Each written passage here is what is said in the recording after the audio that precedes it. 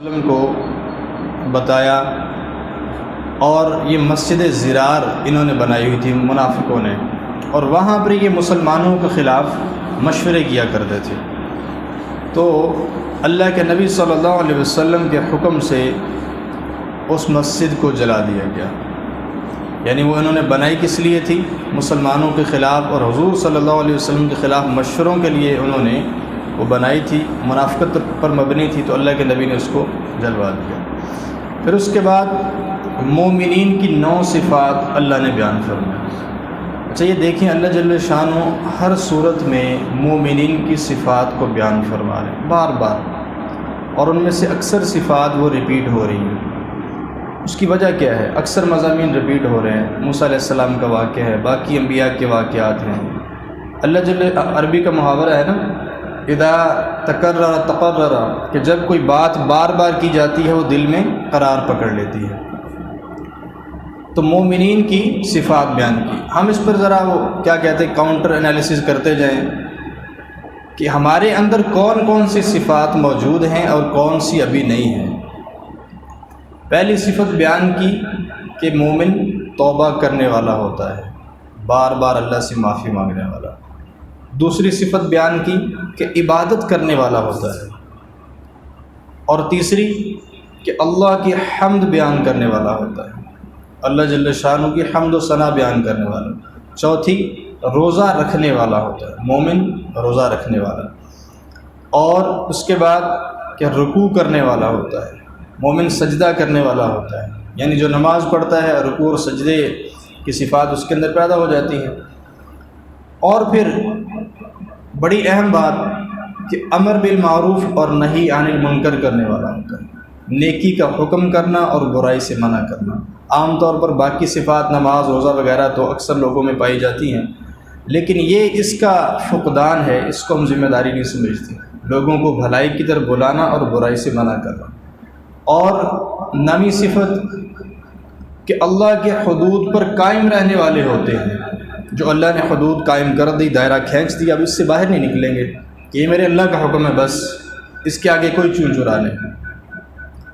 پھر سورہ توبہ کے آخر میں اللہ جل شانہ نے وہ 3 صحابہ کا ذکر فرمایا جو غزوہ تبوک میں پیچھے رہ گئے تھے۔ اچھا منافقین بھی پیچھے رہے، لیکن منافقین تو اپنی منافقت کی وجہ سے پیچھے رہے، جان بوجھ کر پیچھے رہے۔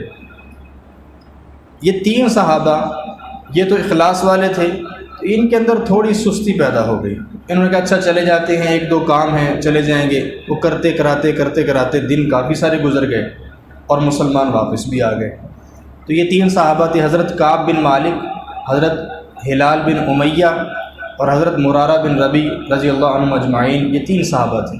جب اللہ کے نبی واپس تشریف لائے تو ان صحابہ نے، اچھا منافق آتے اور جھوٹے عذر بیان کرتے تو اللہ کے نبی جانے دیتے، ٹھیک ہے جاؤ،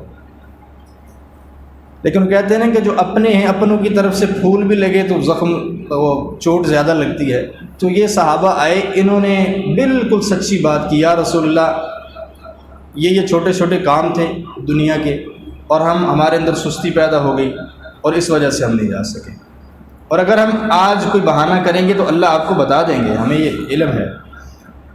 تو اللہ کے نبی صلی اللہ علیہ وسلم نے مسلمانوں سے کہا کہ ان تینوں کے ساتھ بائیکاٹ ہے، سوشل بائیکاٹ، کوئی ان سے بات نہ کرے۔ اچھا یہ چلے گئے، اور سارے مسلمانوں نے، سارے صحابہ نے ایسی پاسداری کی، حضور کی ایسی اطاعت کی کہ تاریخ میں نہ ایسی اطاعت ملتی ہے نہ آئندہ ملے گی، کہ جو اللہ کے نبی نے فرما دیا بس اسی پر کاربند ہے۔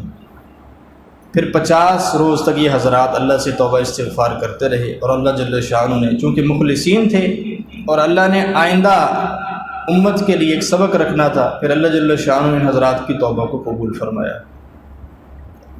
پھر اس کے بعد سورہ یونس شروع ہوتی ہے۔ سورہ یونس میں اللہ جل شانہ نے نوح علیہ السلام کا واقعہ بیان فرمایا، موسیٰ علیہ السلام کا واقعہ بیان فرمایا، وہ کل عرض کر دیا تھا مختصراً۔ پھر اس کے بعد یونس علیہ السلام کا واقعہ اللہ جل شانہ نے بیان فرمایا۔ یونس علیہ السلام اس شہر نینوا میں رہتے تھے، تو وہاں پر اپنی قوم کو دعوت دی، اللہ کی طرف بلایا، تو وہ بات مان نہیں رہے تھے۔ تو پھر یونس علیہ السلام ان سے بڑے مایوس ہو گئے۔ اچھا نبیوں کی دعوت کو عام دعوت تو نہیں ہوگی نا ہماری طرح، ایک دو چار دفعہ کہا، وہ تو بھرپور دعوت ہوتی تھی، اس میں خوب راتوں کو اٹھنا ہوتا تھا اور سجدے ہوتے تھے اور رونا دھونا ہوتا تھا۔ تو کتنی محنت کی ہوگی یونس علیہ السلام نے، بہت محنت کی، بات انہوں نے نہ مانی، اس شہر کو چھوڑ کر کہیں اور ہجرت کے ارادے سے چل دیے، کشتی میں سوار ہوئے، سمندری راستے سے جانے لگے۔ تو سمندر میں طغیانی آئی اور انہوں نے کشتی سے چھلانگ لگائی، کشتی ڈوبنے لگی، چھلانگ لگا دی، تو ایک بہت بڑی مچھلی نے ان کو اپنے اندر نگل لیا، اور 40 روز تک مچھلی کے پیٹ میں رہے۔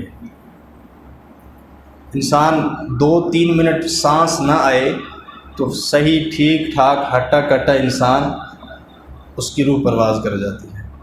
ایک دن کھائے نہ پیے نہ اور اس کو روشنی نہ ملے تو مر جاتا ہے۔ اللہ نے 40 روز تک مچھلی کے پیٹ میں زندہ رکھا، اور مچھلی کے پیٹ میں اتنی تیزابیت ہوتی ہے کہ وہ کوئی چیز، یہ مچھلیاں جو ہوتی ہیں یہ زندہ مچھلیوں کو نگلتی ہیں، اب زندہ مچھلی کو نگلتی ہیں تو ظاہر ہے اتنی تیزابیت ہوتی ہے تو وہ سارا کچھ ہضم ہوتا ہے، لیکن اللہ جل شانہ نے اندھیروں میں اور جہاں آکسیجن کا کوئی بندوبست نہیں ہے اور جہاں خوراک کا کوئی بندوبست نہیں ہے، یونس علیہ السلام کو 40 روز تک زندہ رکھا۔ کیا اللہ کی قدرت!